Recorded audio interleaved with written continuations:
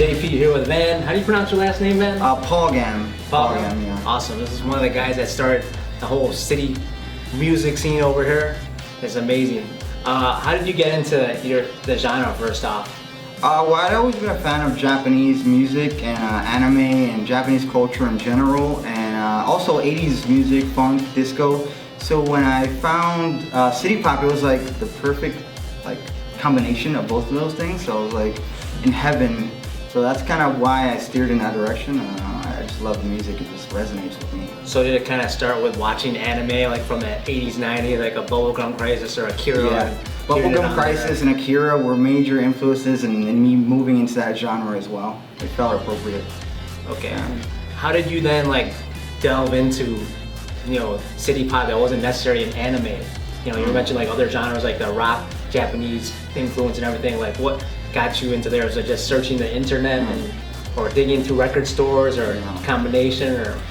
Well, YouTube's algorithm is something else. Like you find one song and before you know it, you have just a wave of just similar artists, and that's mainly how I found a lot of the artists like Yamashita Tatsuro, Takeuchi Maria. They're just algorithm babies. They just get recommended to you immediately. And back then, it wasn't that big of a deal as it is now, but it was a lot easier. I guess to find them without having to go through, record stores and all of that process. Yeah. Oh, definitely. So I'm a DJ myself. I produce stuff, so I go sample digging a lot. Nice. Go to Dave's Records and place in the city. So sometimes you just dig and you're looking for records, and you just never know what you're gonna get. You go by labels and everything. So the internet could be helpful with it, but we know, a lot of times they've been taking down a lot of sample music and just music that isn't cleared by people in Japan in general has been taking on a lot of sites, and I know recently you had some big problem with YouTube. How did that even come about? Did they give you strike warnings or anything, or did they just take down the whole site?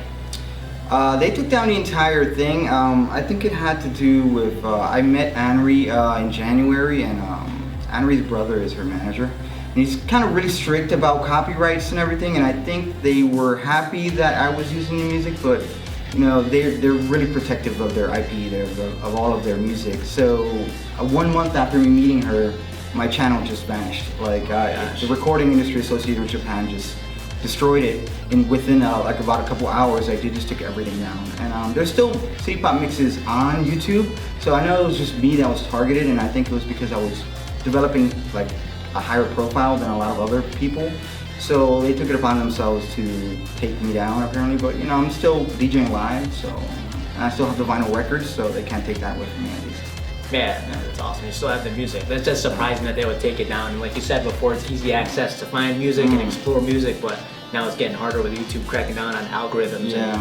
And, but sometimes they tend to let some people get by if they just have a agreement to have advertising from the actual artist or whatnot. So it's just surprising to see the whole site just taken down out of nowhere because you were the intro for a lot of people into city pop, and that's a marketing thing, So exactly. I did it because I had genuine love for the music, and I just felt a little bit hurt by the entire ordeal. But I respect that it's their music and they can do with it as they please. So you were you a con goer before this whole thing? Since you were into anime, what was your earliest anime convention experience like? Well, ASEN was my first one, and it was just magical. There was a sense of community and a sense of being able to express yourself in ways that you don't normally do. There's a certain amount of escapism that I think is needed in society, and anime conventions kind of provide that. And my first time was magical. I was hooked from the first day. Yeah, similar experience with me, very creative, and the people you see there cosplaying and the artistry and the prints you can buy and all the different things you see. You can discover new anime, interview really cool people, meet new people. I love conventions. This is a way, like you said, kind of escape from reality, but it kind of at the same time, you're still meeting with people in a real space, so it's really amazing. Yeah, I agree. Any conventions that stick out in your mind besides ASEN, since you've been in Florida and New York? Have you been going to conventions there when you're out there? Yeah. My favorite one is probably MatsuriCon because it's a little bit smaller. Okay. So I kind of like the smaller ones because you could meet more people, and it's not it's not as commercialized as a lot of the cons are nowadays, because I feel like you lose that sense of community when it becomes just corporate cash grab. It's just sponsorships everywhere, and you can't have that like that genuineness that you have with smaller kinds, like this one, Anime Magic. I think that it's setting the roots for something that's going to be hopefully bigger and better. And but I just love the smaller cons like this one. There's like, you feel more personal connection with people. Exactly. Versus like seeing Crunchyroll signs everywhere. Exactly. People trying to hand out things for free so you buy it. Exactly. Commercialism, you know, Yeah. and consumerism. Oh, that's awesome. Really. Any big plans coming up for your music? Well, I'm going to Japan in November. I'm gonna play a couple gigs out there, and I'm hoping to collaborate with my good friend Yuki Tasaka. He's a really amazing producer, and we might be doing an EP soon, a city pop kind of thing, and we'll have a couple tracks released within a couple months, hopefully. That's something to look forward to. I'm really excited about doing that. Really excited. Any vocalists you're going to be working with, or is it going to just be like a city pop kind of sound? Well, we might just have a vocalist, a guest vocalist. I know he's a talented vocalist as well. I might do backing vocals, you know. We'll make it work. There's so many good synthesizers and vocoders now that, you know, you can make yourself sound like anyone. So it's like, So anything that you're gonna focus on as opposed to Yuki, or is he gonna just be straight up the engineer, and you're gonna be doing all the synthesizers and programming it, and or are you guys gonna kind of work in conjunction as a team more so, or as a, you know, just straight up collaboration as a group kind of, or is it more like a, you know, engineer producer type of thing? Well, he's an amazing musician. He plays multiple instruments, and you know, he's Grammy nominated, so he's really talented. And I'm more of a visionary. I kind of like know what I want the sound to sound like, and he can kind of execute that vision. So together we're just kind of like a collaboration. You know, I'm not that talented in the music side of producing, but that's where he comes in, and I think maybe we can complement each other well. Nice. So you have the ear of the DJ here. You kind of know what you want, what sound you're looking for. Exactly. You could try to help execute that sound.